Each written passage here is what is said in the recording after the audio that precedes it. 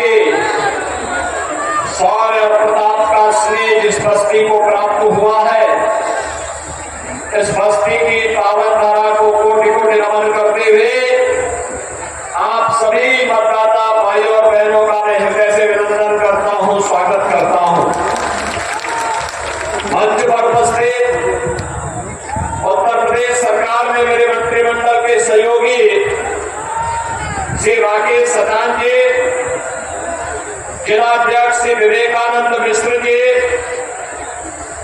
लोकप्रिय सांसद और भारतीय जनता पार्टी के प्रत्याशी श्री हरीश द्विवेदी जी, जिला के प्रभारी डॉक्टर समीर सिंह जी, माननीय विधायक श्री लोकेंद्र सिंह जी, आज के इस कार्यक्रम में उपस्थित पूर्व विधायक रवि सोनकर जी, राजकिशोर सिंह जी, राजेंद्र गौड़ जी, अवधेश सिंह जी, नगर पंचायत अध्यक्ष श्रीमती नीलम सिंह राणा जी, जिलाध्यक्ष महिला मोर्चा श्रीमती रोली सिंह जी, राणा नागेश सिंह जी, ब्लॉक प्रमुख अनिल दुबे जी, और जिलाध्यक्ष श्री सुशील सिंह जी, यशकांत सिंह जी, पवन बसोदन जी, अरविंद पाल जी, बालकृष्ण तिवारी जी, परमानंद सिंह जी, भारतीय जनता पार्टी और सहयोगी दलों के हमारे सभी पदाधिकारीगण,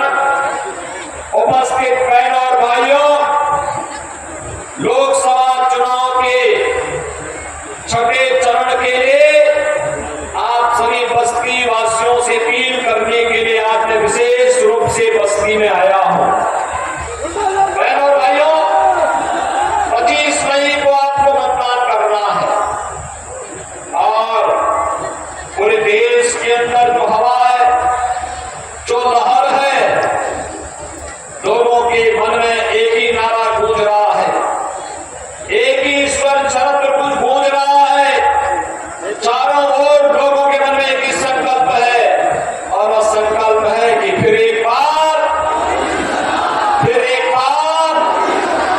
बस्ती की आवाज इतनी जोर होनी चाहिए कि लखनऊ और दिल्ली तक आवाज पहुंच सके। फिर एक बार अब की बार बहनों और भाइयों, जब हम 400 पार की बात करते हैं तो राम तो भाई है। बहनों और भाइयों, ये महर्षि वशिष्ठ की धरा है और भगवान राम, भरत, शत्रुघ्न, लक्ष्मण, शत्रुघ्न के लिए यहीं पर उत्कृष्ट यज्ञ बकोड़ा धाम में हुआ था, ये वही धरा है और इसीलिए मैं आज आपका आह्वान करने के लिए आया हूं। पूरा चुनाव अगर आप देखेंगे तो स्पष्ट ध्रुवीकरण होता हुआ दिखाई देता है। एक और राम भक्त है और दूसरी तरफ रामद्रोही है। रामद्रोही आतंकवाद के समर्थक, नक्सलवाद के समर्थक, भारत की सुरक्षा में सेंध लगाने वाले, भारत के विकास को बाधित करने वाले, गरीबों के हकों पे डकैती डालने वाले, समाज और जाति के नाम पर आपस में बांटने के षड्यंत्र करने वाले लोग हैं, जिनके मन में देश के प्रति कोई सम्मान का भाव नहीं, आपके प्रति कोई संवेदना का भाव नहीं। इनकी संवेदना आपके प्रति नहीं, राम भक्तों के प्रति नहीं, इनकी संवेदना माफियाओं के प्रति बनती है। बहनों और भाइयों, दूसरी तरफ राम भक्त है, मोदी जी के नेतृत्व में राम भक्त 500 वर्षों का इंतजार समाप्त करके अयोध्या में रामलला को फिर से विराजमान करने का काम करते हैं। राम भक्त आज देश को दुनिया के अंदर सम्मान दिला रहे हैं, भारत की सुरक्षा को पुख्ता कर रहे हैं, आतंकवाद और नक्सलवाद को पूरी तरह नेस्तनाबूद करते हैं।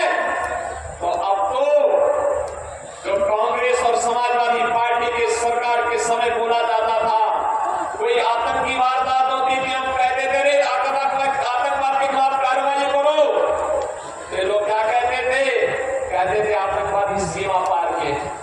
और अब तो आतिशबाजी भी करते समय कोई पटाखा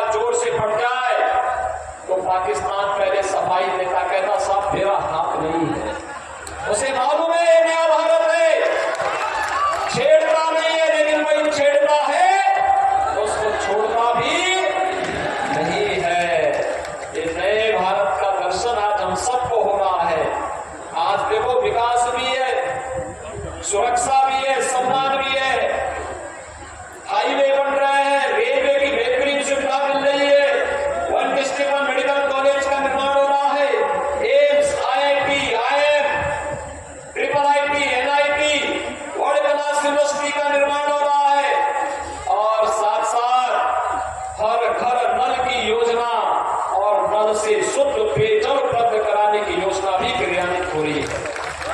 और भाइयों, यही समाजवादी पार्टी की सरकार थी जब मुंडेरवा की चीनी मिल बंद हुई थी। भारतीय जनता पार्टी की सरकार आई, हमने यहाँ पे मुंडेरवा में चीनी मिल चालू करा दी।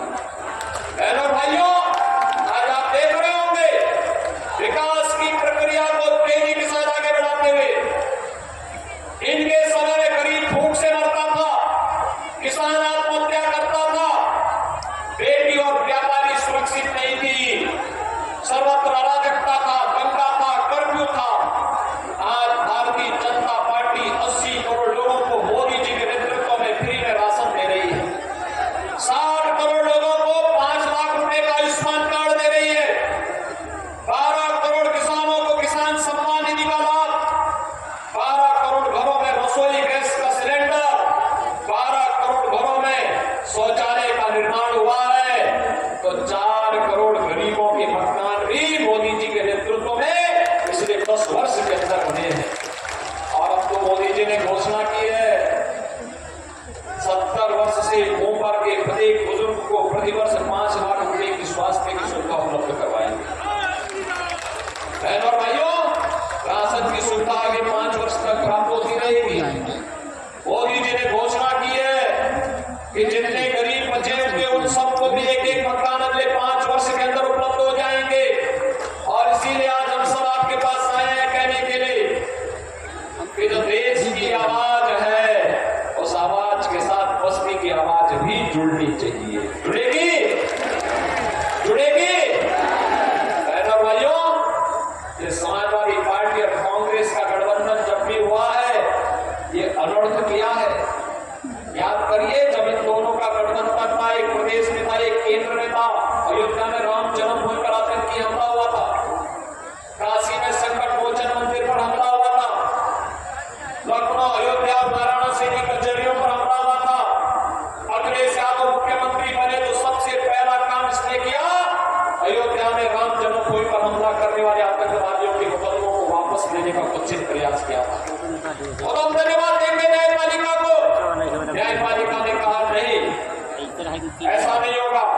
कि आतंकवादी देश की सुरक्षा के लिए, जनता जनार्दन की सुरक्षा के लिए खतरा है, इनको नहीं छोड़ा जा सकता। बहनों और भाइयों, ये आतंकवादियों के समर्थक है। आपने देखा होगा, एक तरफ राम भक्तों पर गोली चलाते हैं और दूसरी तरफ आतंकवादियों के मुकदमों को वापस लेते हैं। कोई गरीब आत्महत्या करता था, भूख से मरता था, इनकी संवेदना नहीं थी। किसान आत्महत्या करता था, इनकी संवेदना नहीं होती थी। लेकिन अभी एक माफिया मरा है, उस माफिया के लिए मातम मनाने के लिए समाजवादी पार्टी के लोग गए थे। बहनों और भाइयों, अभी इनकी मंशा अच्छी नहीं है। मैं तो आपसे कहने के लिए आया हूं आज, और वह कहने के लिए आया हूं कि कांग्रेस और समाजवादी पार्टी का जो अनर्थकारी गठबंधन है, यह गठबंधन अब भारत की सुरक्षा में सेल लगाने के साथ साथ आपकी प्रॉपर्टी पर भी सेल लगाने की तैयारी कर चुका है। याद करिए, इन्होंने कहा है कि सत्ता में आएंगे, सबसे पहला काम अनुसूचित जाति और पिछड़ी जाति के आरक्षण को हिस्सा काट करके ये मुसलमानों को देने वाले। क्या आप इसको सहमत है क्या? इससे क्या आप इससे सहमत होंगे क्या? अरे बाबा साहब भीमराव अम्बेडकर ने कहा था कि धार्मिक आधार पर आरक्षण नहीं हो सकता है। और दूसरा कार्य इनके द्वारा बना पहली बात की जा रही है, ये विरासत टैक्स इतना खतरनाक है। आपके बाप दादों की, आपके पूर्वजों की जो संपत्ति होगी, उनमें से आधा समाजवादी पार्टी और कांग्रेस के लोग ले लेंगे और फिर इसका बंदरबांट करेंगे। क्या आप इसको स्वीकार करेंगे? क्या आपके पूर्वजों की संपत्ति को कोई कब्जा करने का, क्या आप इसको स्वीकार करेंगे? क्या ये तो लगता है इनके अंदर औरंगजेब का सबसे क्रूर बादशाह था। बहनों भाइयों, इतना क्रूर था कि उसने अपने भाई की हत्या की।